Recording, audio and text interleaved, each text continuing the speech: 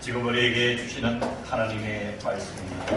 구약성경 잠언 11장 23절에서 28절까지 말씀입니다. 의인의 소원은 오직 선하니 악인의 소망은 진노를 이루느니라. 흩어 구제하여도 더욱 구하게 되는 일이 있나니 과도히 아껴도 가난하게 될 뿐이니라. 무죄를 좋아하는 자는 풍족하여질 것이요 남을 윤택하게 하는 자는 자기도 윤택하여지리라. 곡식을 내놓지 아니하는 자는 백성에게 저주를 받을 것이나 하는 자는 그의 머리에 복이 임하리라. 선을 간절히 구하는 자는 은총을 얻으려니와 악을 더듬어 찾는 자에게는 악이 임하리라. 자기의 재물을 의지하는 자는 패망하려니와 의인은 푸른 잎사귀 같아서 번성하리라. 아멘.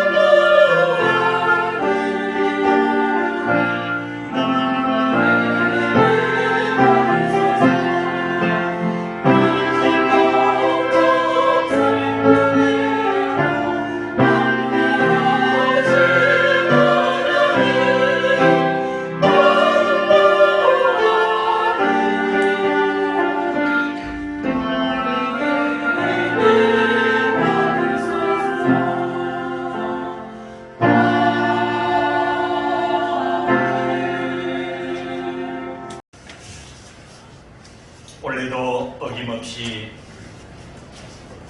민족 고유의 명절인 추석 연휴가 다가오고 있습니다. 이 추석 연휴를 어떻게 보낼 것인가 라고 하는 국민들의 반응은 여러 가지입니다. 그 중에서 눈에 띄는 대목은 국민들 10% 정도는 가족 여행을 계획하고 있다라는 언론을 통한 보고를 듣기도 했습니다. 다만 11장 23절에서 28절의 핵심 키워드는 구제라는 두 글자였습니다. 저의 가슴이 뛰기 시작했습니다.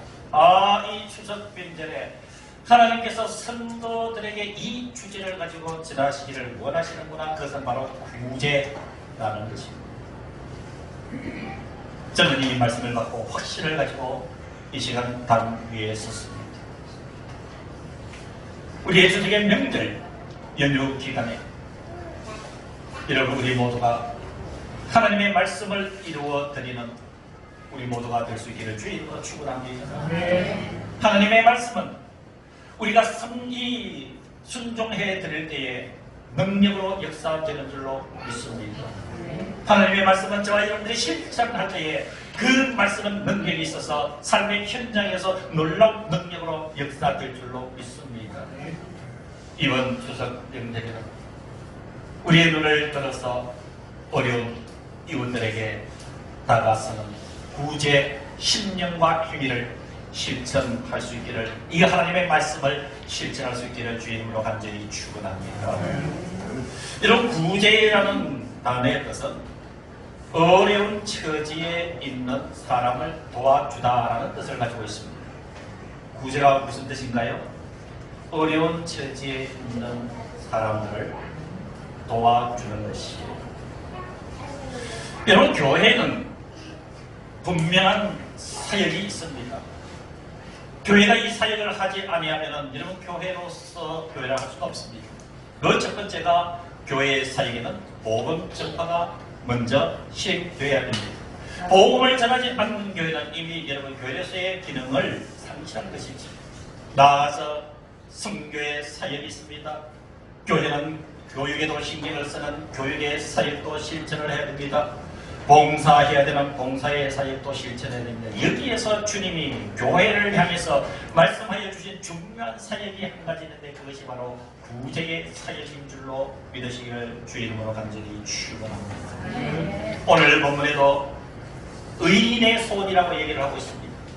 이런 구제를 이야기하시면서 왜 하나님은 23절에 의인의 소원은 선하다라고 이렇게 시작을 할까요?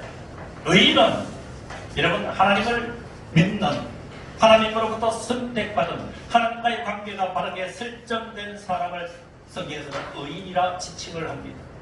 의인에게는 소원이 있습니다. 의인에게는 아주 값비싼 가치관이 있습니다. 그것이 선하게 사는 것입니다. 오늘 성경은 우리 의인 그리스도인으로서 선한 가치관을 가지고 살아야 되는 그 선함이 바로 오늘 구제라고 이야기를 하고 있습니다. 사랑하는 성도 여러분, 구제는 하나님께서 선하게 여기시는 우리 의인으로서 성도로서의 귀한 마음과 행위인 줄로 믿습니다. 그래서 24절에 분명한 의도로 하나님께서 말씀하여 주십니다. 흩어 구제하여도 더욱 구하게 되는 일이다. 25절 상반절에는 구제를 좋아하는 자는 풍족하여질 것이라 말을 해주고 있습니다. 구제를 행동으로 옮기는 28절의 의인은 푸른 잎사귀 같아서 번성하리라 라고 말씀을 해주고 있습니다. 그러면 여기서 우리가 생각해야 될 것은 여러분 성경 전체에서 구제에 대해서 어떻게 말씀하고 있는가, 이런 총체적으로 이 내용을 살펴볼 필요가 있습니다. 첫 번째, 구제의 원리입니다. 우리가 구제를 어떤 식으로 해야 되는가, 이런 첫 번째 구제의 원리는 엄밀하게 하라고 주님께서 말씀해 주고 있습니다. 마태복음 6장 2절에서 4절에 의하면 이렇게 기록되어 있습니다. 그러므로 구제할 때에 외식하는 자가 사람에게서 영광을 받으려고 회당과 거리에서 하는 것 같이 너희 앞에 나팔을 불지 말라. 진실로 너희에게 이르노니 그들은 자기 상을 이미 받았느니라. 너는 구제할 때에 오른손이 하는 것을 왼손이 모르게 하여 내 구제함을 은밀하게 하라. 은밀한 중에 보시는 너희 아버지께서 갚으시리라. 사랑하는 성도 여러분, 이 구제 행위는 구제하는 자신도 그것을 감추기 위해서 애써야 되는 줄로 믿습니다. 구제는 그 구제를 받는 대상은 그 구제를 받는 것으로 통하여서 사람을 인식하는 것이 아니라 주님의 손길을 인식하게끔 하는 그것, 여러분 구제할 때에 유의하시기를 바랍니다. 주님께서 말씀하여 주신 것처럼 오른손이 하는 것을 왼손이 모르게 하니 너희 구제함을 은밀하게 하라. 은밀한 중에 보시는 너희 아버지께서 갚으시리라. 이것이 여러분 성경에서 말씀하시는 구제의 원리 첫 번째 주님의 말씀인 줄 우리는 기억해야 될 줄로 믿습니다. 구제의 삶을 살기를 원합니다. 이번 추석 명절에 우리 모두 가족과 만나는 그 기쁨의 속에서 눈을 들어 이웃을 바라보며 구제를 실천하기를 원하시는 사랑하는 성도 여러분, 두 번째 구제의 원리는 로마서 12장 8절에 보시면 하나님께서 사도 바울을 통해서 구제의 원리를 아주 간략하고 짧게 말씀을 하고 있습니다. 이러면 들어보시기를 바랍니다. 로마서 12장 8절에 보면 혹 위로하는 자면 위로하는 일로, 구제하는 자는 성실함으로, 긍휼을 베푸는 자는 즐거움으로 할 것이니라. 여러분 여기서 유의해 봐야 될 것은 구제하는 자와 긍휼을 베푸는 자는 의미는 다르지만 의미는 동일합니다. 자, 그러면은 구제하는 자의 두 번째 원리는 성실함과 즐거움으로 하라고 말씀으로 우리에게 설명을 해줍니다. 그러면 여러분 성실함으로 구제한다는 의미는 무슨 말일까요? 성실함으로 대체적으로 세 가지 의미를 내포하고 있습니다. 첫 번째, 진심으로 하는 얘기입니다. 진심으로. 그리고 진지하게 구제하라는 이야기입니다. 그리고 기쁨으로 구제하라는 이야기입니다. 사랑하는 성도 여러분, 이 추석 명절에 우리가 가족들을 모여서 오래간만에 친지들 모여서 기뻐하는 그 기쁨의 은저리에 시선을 우리는 한번 고정해 봐야 됩니다. 우리가 기뻐하는 그 순간, 즐거워하는 그 순간 힘들고 어려워서 고통당하는 우리의 이웃들이 보이지 않는지 우리의 시선은 거기까지 이르기를 주님은 원하고 계시는 줄로 믿습니다. 우리 한번 해봅시다. 이번 추석 명절 기간에 진심으로, 진지하게, 그리고 기쁨으로 어려움을 당하는 이웃들에게 사랑으로 다가서는 우리 교회 공동체가 되어야 되는 줄로 믿습니다. 고린도전서 13장 3절에 주님은 주님의 심정을 매우 구체적으로 말씀해 주고 있습니다. 주님이 생각하는 구제, 세 번째 방법입니다. 어떻게 보면 구제에 대한 결론 부분이라고 할 수가 있습니다. 고린도전서 13장 3절에 주님은 사도 바울을 통해서 이렇게 말씀해 주고 있습니다. 내가 내게 있는 모든 것으로 구제하고 또 내 마음을 불쌍하게 내줄지라도 사랑이 없으면 내게 아무 유익이 없느니라. 사랑하는 성도 여러분, 구제는 나의 삶을 나누는 것입니다. 나의 삶을 나누는 그 나눔의 대상은 분명하게 우리가 인식할 수가 있습니다. 내가 나누는 것은 내 눈에 분명히 보입니다. 여러분, 그 나눔 자체를 바라보기 이전에 우리가 바라다 봐야 될 것이, 내가 나누는 그것에 예수님의 사랑이 깃들여 있느냐, 여러분 이것을 발견하기를 하나님은 원하고 계시는 줄로 믿습니다. 이번 이 추석 연휴 기간에 내가 그 어떤 것으로 우리의 이웃들에게 다가가서 구제를 실천할지라도 여러분 그 실천하는 실체를 바라보면서 이 말씀을 기억하시기를 바랍니다. 내가 내게 있는 모든 것으로 구제하고 또 내 몸을 불사르게 내줄지라도 사랑이 없으면 내게 아무 유익이 없느니라. 여러분들 가슴에 사랑을 품으며 여러분 그것을 여러분들이 베풀 수 있는 그 무언가에 얹어서 아름답게 믿음으로 포장해서 그것을 전하는 구제의 이 실천이 이번 명절의 있기를 간절히 기원합니다. 여러분 하나님의 말씀에는 그냥 지나침이 없습니다. 하나님의 말씀 모든 것이 대의 결과물이 있습니다. 하나님의 약속이 있습니다. 그러면 저와 여러분들이 이렇게 구제를 실천할 때 하나님의 보상, 저는 그 열매라고 지칭을 했습니다. 이런 구제에는 분명한 하나님께서 보상해 주시는 원리가 있습니다.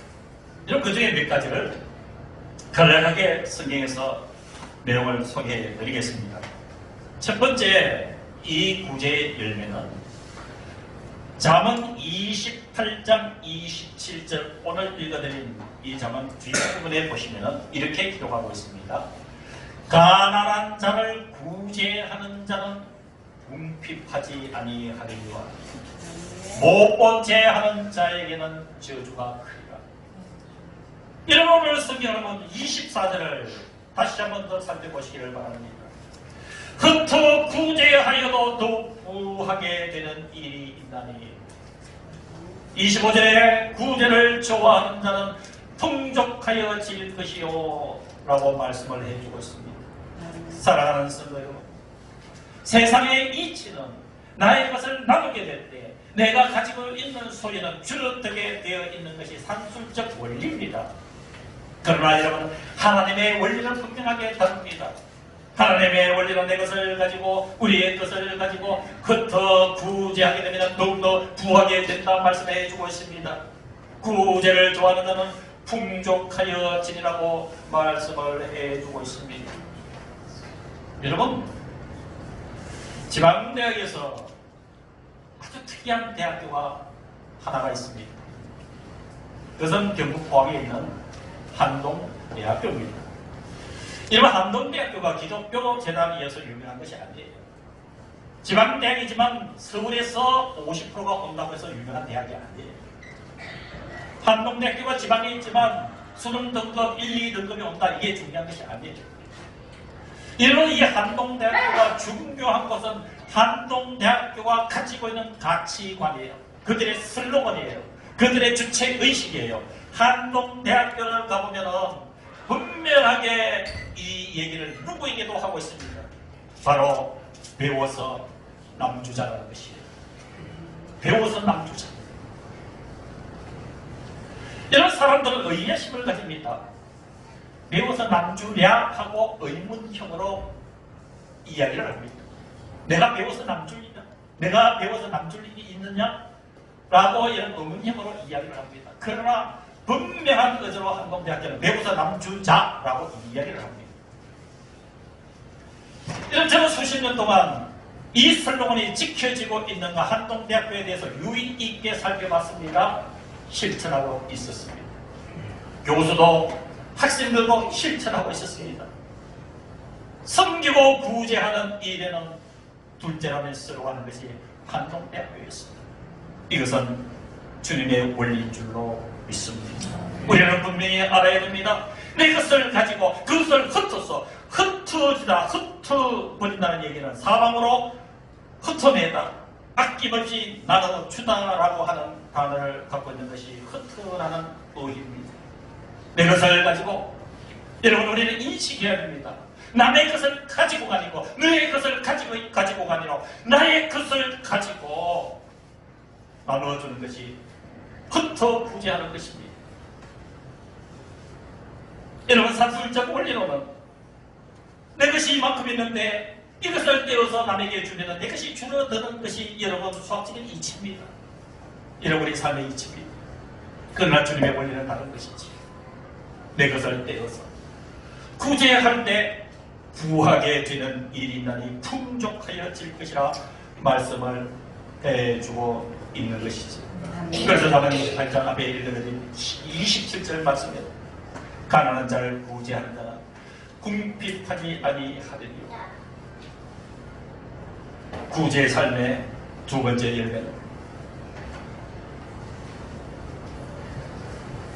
하나님 앞에 상달되고 하나님께서 기억하신다는 사실입니다. 여러분 사도행전 10장에 보면은 아주 중요한 사람이 하나 소개되는데 그는 이방인인 고넬료예요. 이 고넬료에 대해서 성경은 사도행전 10장 4절에 한마디로 매우 정확하고 아주 명료하게 이렇게 요약을 하고 있습니다. 사도행전 10장 4절 고넬료가 주목하여 보고 두려워 이르되 주여 무슨 일이니까? 고넬료 앞에 주님이 나타나신 것이에요. 천사의 모습으로 나타났습니다. 이 고넬료가 깜짝 놀라고 두려워서 주님 무슨 일입니까? 그때 주님이 보내신 천사가 고넬료를 향해서 이렇게 주님의 말씀을 전합니다. 내 기도와 구제가 너의 기도와 구제가 하나님 앞에 산달되어 기억하신 바가 되었으니라고 말씀을 하고 있습니다. 아멘. 사랑하는 성도 여러분, 이렇게 구제에 대한 열매는 하나님 앞에 산달되고 하나님께서 기억해 주신다는 사실, 여러분 이거보다 더 기쁜 일이 어디에 있을까요? 하나님께서 기억하시고 하나님 앞에 상달되는 일이 있다면 여러분 그보다 더 고귀한 일이 우리 삶에 무엇이 있겠습니까? 오늘 말씀에 결론을 내리려고 합니다. 우리가 믿음으로 사는 데 있어서 중요한 가치는 너무도 많습니다. 교회가 가지고 있는 가치는 복음을 전하는 일, 선교하는 일, 그리고 교육하는 일, 봉사하는 일, 구제하는 일입니다. 이 중에서 오늘 하나님께서 이 추석 명절을 앞두고 우리들을 향해서 구제의 실천을 하라 말씀을 해주고 있습니다. 이 구제의 원리는 은밀하게 하는 것입니다. 그리고 성실한 자세로 하는 것입니다. 우리가 우리의 모든 것을 다 버려 구제할지라도 그게 사랑이 없으면 아무것도 아니라 라고 하시는 구제의 원리, 이것을 지켜낸다면 우리들에게는 분명한 열매를 주님께서 주십니다. 가난한 자를 구제하는 자는 궁핍하지 아니할 것이라, 흩어 구제하여도 더 구하게 되는 일이 있을 것이라, 구제를 좋아하는 자는 풍족하여질 것이라, 남을 윤택하게 하는 자는 자기도 윤택하여지리라. 구제 행위는 하나님 앞에 산달되고 하나님께서 기억하신다는 이 사실,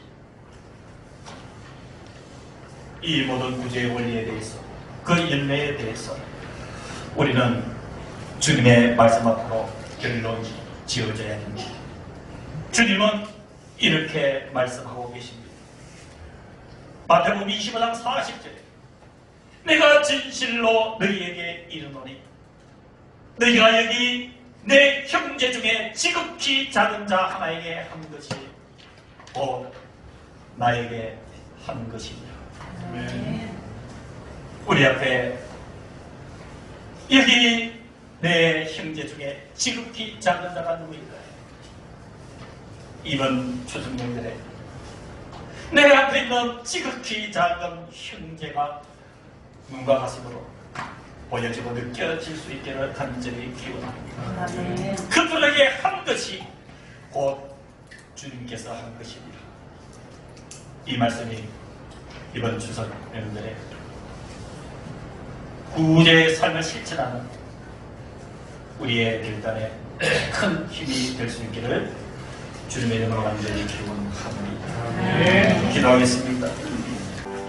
지금은 우리 주 예수 그리스도의 은혜와 하나님 아버지의 크신 그 사랑하심과 성령 하나님의 위로 교제 교통 역사하심이 37번째 주일 예배를 드리고 이제 추석 명절 연휴 기간의 삶으로 나아가는 사랑하는 모든 성도들과 우리와 함께하지 못한 성도들, 이들의 머리 위에 이들의 심령과 이들의 영혼과 이들의 생명과 이들의 가정 속에 주님의 몸된 이 교회 우리 이제부터 영원까지 함께하여 주시기를 간절히 축원하옵나이다.